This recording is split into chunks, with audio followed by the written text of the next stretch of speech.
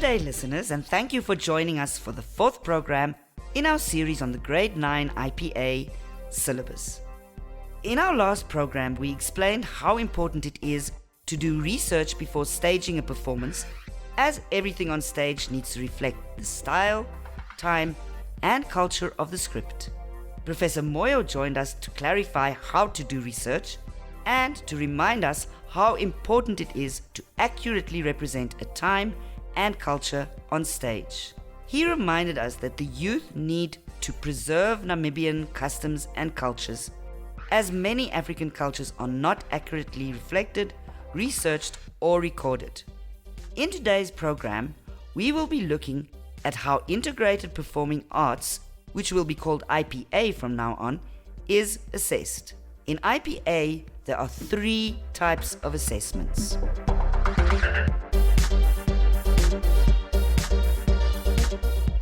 Assessment 1.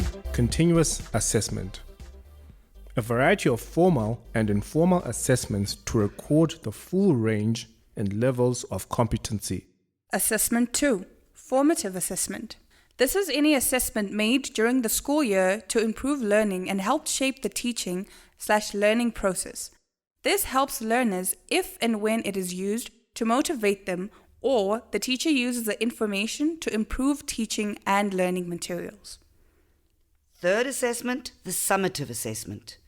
This is an assessment that is based on the work of the entire year, together with any end-of-the-year examinations. Next, we need to look at grade descriptors.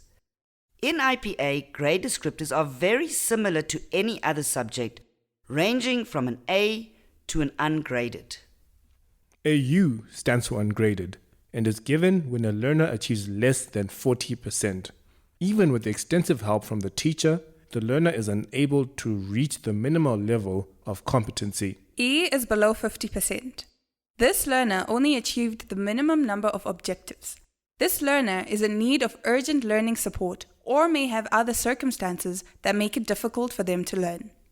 D is below 59%.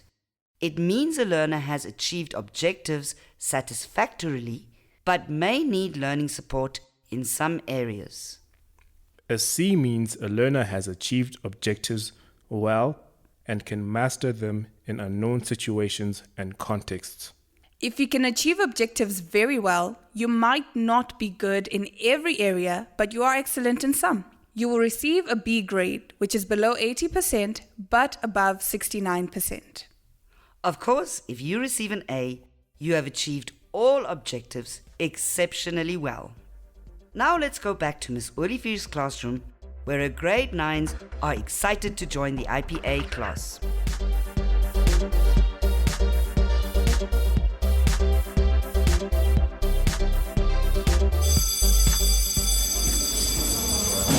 Did you see her? Holland? Oh my God. It's like, yeah. What? She also went away. Oh, so my dear learners, I can hear you had a wonderful holiday, and I believe you attended many weddings since some of the COVID regulations were lifted. But sadly, your 10-minute feedback session is over. Already, ma'am. Man, we were just starting. And congratulations on your engagement, ma'am. Woo! Thank you. So I guess now I will also have to do research on traditional weddings. I can help you, ma'am. Miss Olivier, thank you for the handout about assessments, but I don't understand any of this except A is good and ungraded is terrible. But that's exactly what today's class is about, Jeremy. Understanding how IPA is graded, but also just in general to explain grade descriptors for all your subjects. I mean, what does an A, a B, or a C really mean? Ma'am, obviously, A, fantastic, B, good, C, average. Carmen, that boring. is not fair. Thanks to IPA, we have done our research and seen that learners who are from disadvantaged backgrounds don't have internet Or breakfast. Or iPads, Or running water. or transport money. or sometimes even parents or guardians. Sorry, Jeremy. Sometimes my mouth is faster than my Your brain. Oh, guys. Sometimes learners do not achieve objectives due to personal circumstances. When we went into lockdown, many teachers, including myself, could not even use WhatsApp. So Miss Olivier, you're BBC? Huh? Born before computers, you know? Yes, I was.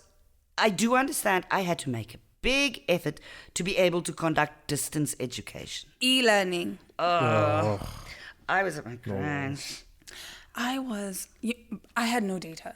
No phone. I couldn't even go on Instagram, imagine. My parents sent me to the village. And I couldn't TikTok. Alrighty. Kebo, could you please explain continuous assessment to the class?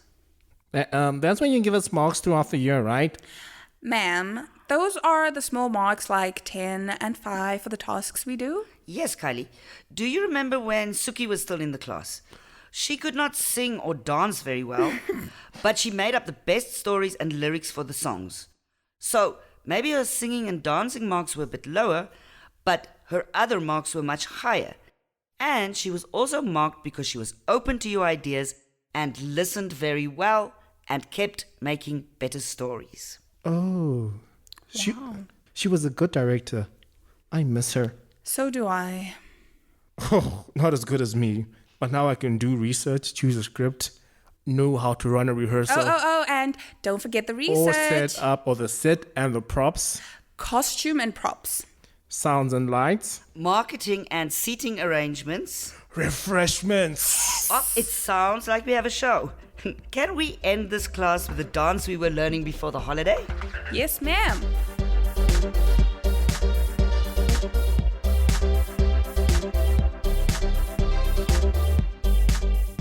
Congratulations, grade 9s. What a great performance. But Miss Olivier, we made many mistakes. Yeah. Hendrik forgot that line. Oh, Carmen. Carmen, do not always focus on what went wrong. Focus on what went right. Can't we just play a game, miss? Look, I can see you are all tired after the performance. Very. I tell you what, let's do an energizing exercise and then we can evaluate the performance.